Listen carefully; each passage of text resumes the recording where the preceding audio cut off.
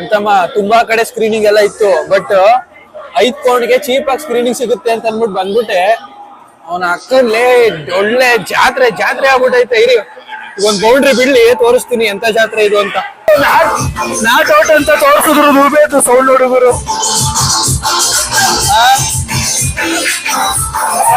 Match ನೋಡಕ್ ಬಂದಿದೀವ ಇಲ್ಲೇ song ಕೇಳಕ್ ಬಂದಿದೀವ ಗೊತ್ತಾಯ್ತಾ ಇಲ್ಲ.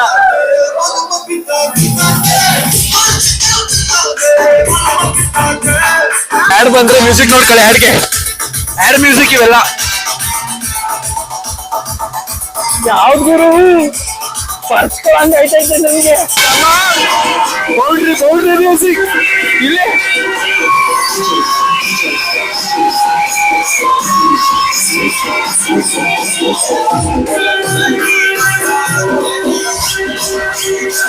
ಸಿಂಗಲ್ ಡಾಟ್ ಆದಾಗ ಇಷ್ಟು ಪ್ರಶಾಂತವಾಗಿ ನೆಮ್ಮದಿಯಾಗಿರುತ್ತೆ. ಈಗ ಯಾಡ್ ಬರ್ತದೆ ನೋಡ್ಕೊಳ್ಳಿ, ಮ್ಯೂಸಿಕ್ ಸ್ಟಾರ್ಟ್ ಆಯ್ತದೆ.